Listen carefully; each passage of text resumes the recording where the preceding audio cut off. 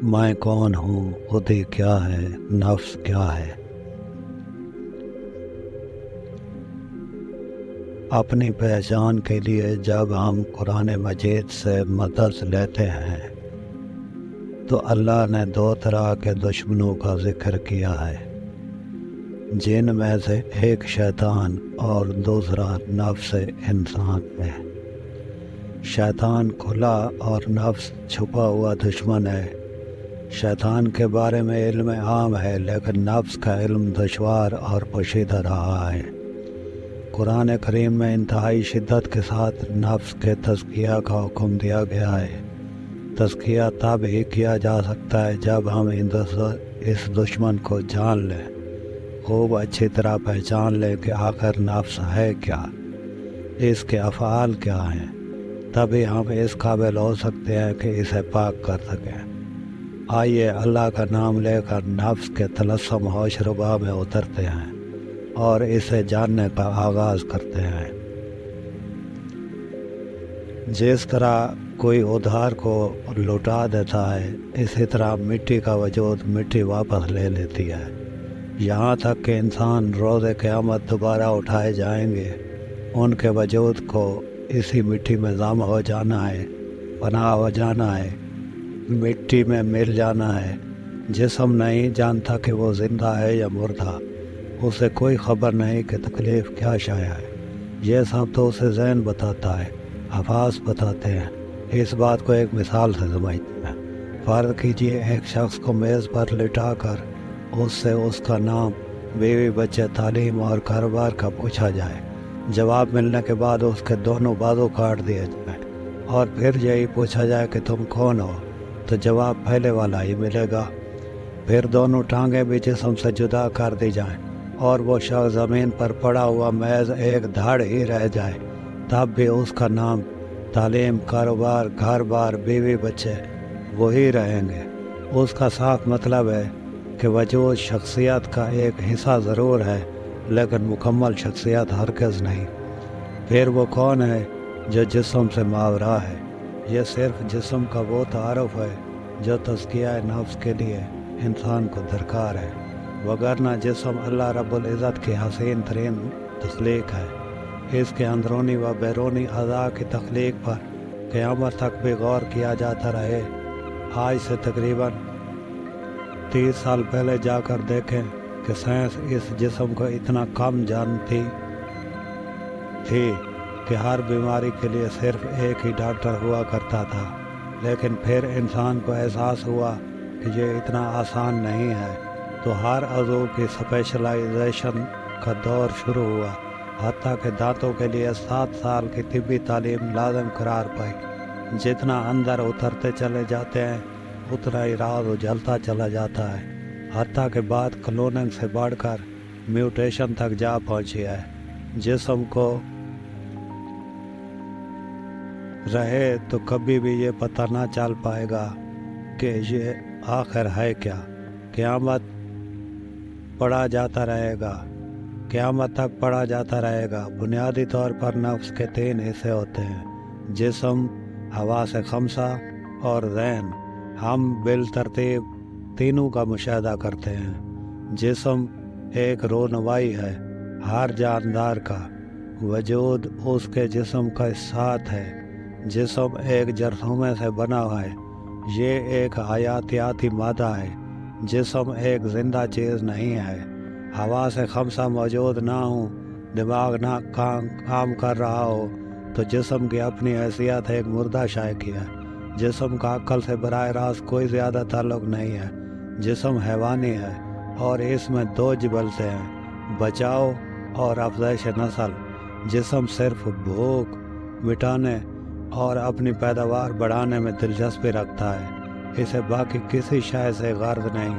گو کہ انسانی جسم اپنی بناوٹ اور نفاست کے اعتبار سے تمام حیوانی اجسام میں اعلیٰ وجود رکھتا ہے، لیکن پھر بھی یہ ایک اٹل حقیقت ہے کہ بنیادی طور پر حیوان اور انسان کے جسم میں حیاتیاتی اعتبار سے کوئی زیادہ فرق موجود نہیں۔ زندگی اس کی سرشت ہے، یہ بذات خود زندگی ہے۔ اسے اس دنیا میں بچنے کے لیے خوراک چاہیے، اور یہی اس کی اولین ترجیح ہے۔ بھوک مٹانے کے بعد یہ خود کو ابدی کرنا چاہتا ہے، لازوال ہونا چاہتا ہے۔ اس کے لیے اس کے پاس صرف یہی ایک راستہ بچتا ہے کہ یہ اپنی نسل کو جنسی عمل سے آگے بڑھائے۔ اس کے لیے یہ کسی لذت کا طلبگار نہیں، لذت جسم کا نہیں ذہن کا مسئلہ ہے۔ اسے تو صرف خود کو آگے بڑھانا ہے تاکہ زندگی قائم رکھ سکے۔ یہی اس کی عقل ہے اور اتنا ہی اس کا مقدر ہے۔ یہ مٹی سے بنا ہے۔ انسان کو اسی دنیا میں ایک لباس کی صورت عطا کیا جاتا ہے، ایک ایسا لباس جو انسان کا اپنا نہیں بلکہ اس زمین کا بنا ہوا ہے، اس مزید زمین کا ہے۔ وجود اس دھرتی کا ہے جو موت کے وقت اسی دھرتی کو سونپ دیا جاتا ہے۔ جیسے اسی طرح حواس ہے کہ اپنی ایک الگ دنیا ہے جس کے اندر اپنے اسرار ہیں، اپنے کمالات۔ حواس سے بنیادی طور پر 5 ہوتے ہیں: دیکھنا، سننا، سونگھنا، محسوس کرنا اور چھونا۔ یہ جسم کے لیے سینسر کا کام سر انجام دیتے ہیں، معلومات اکٹھی کرتے ہیں اور دماغ کو پہنچاتے ہیں۔ ان کا اصل کام جسم اور ذہن سے مل کر خواہش کو جنم دینا ہے۔ اس پر آگے بات ہوگی۔ حواس کو کام کرنے کے لیے مخصوص اعضاء دیے گئے ہیں۔ بصارت آنکھ کو کیمرے کی طرح استعمال کرتی ہے، سماعت کانوں کے ساتھ جڑی ہے، چکھنے کی حس زبان میں ہے، سونگھنے کے لیے ناک استعمال ہو رہی ہے اور چھونے کی، محسوس کرنے کی حس پورے وجود کے پور میں سمائی ہے۔ واضح رہے کہ یہ تعریف طبی نقطۂ نگاہ سے نہیں کی گئی، کیونکہ اللہ ایک تخلیق سے ہزاروں لاکھوں مقاصد حاصل کرتا ہے۔ جیسے ناک صرف سونگھنے کے لیے نہیں ہے بلکہ سانس لینے اور نکالنے سمیت اس کے بے شمار کام ہیں۔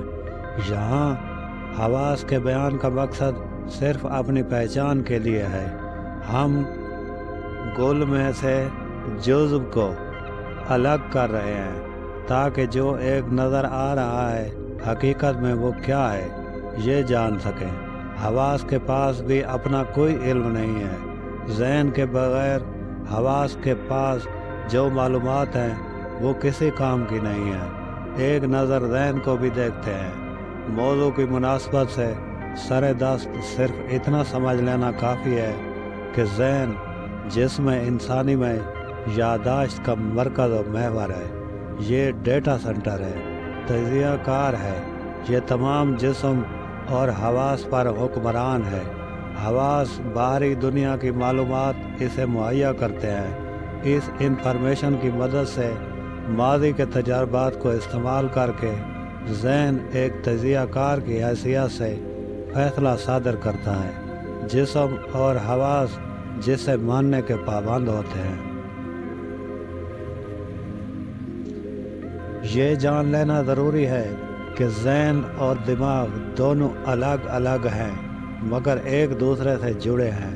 جیسے جسم مادی اور روح غیر مادی ہے، اسی طرح دماغ مادی اور ذہن غیر مادی ہے۔ دماغ اعصابی نظام اور بہت سے دوسرے خلیات سے مل کر بنا ہے جن کو دیکھا جا سکتا ہے، چھوا جا سکتا ہے، جبکہ ذہن غیر مادی ہے، یہ سوچ کا نام ہے۔ ذہن دماغ کے ذریعے تمام جسم انسانی سے جڑا ہے۔ نفس انسان ان 3 حصوں سے مل کر بنا ہے: جسم، حواس اور ذہن۔ یہ تینوں ایک دوسرے کے بغیر بیکار ہیں۔ کسی ایک کی دوسرے کے بغیر کوئی حیثیت نہیں ہے۔ اگر اس سوال پر گہرائی سے غور کیا جائے کہ میں کون ہوں تو انسان ورطۂ حیرت میں گم ہو جاتا ہے۔ کیا میں جسم ہوں؟ کیا میں احساس ہوں؟ کیا میں ذہن ہوں؟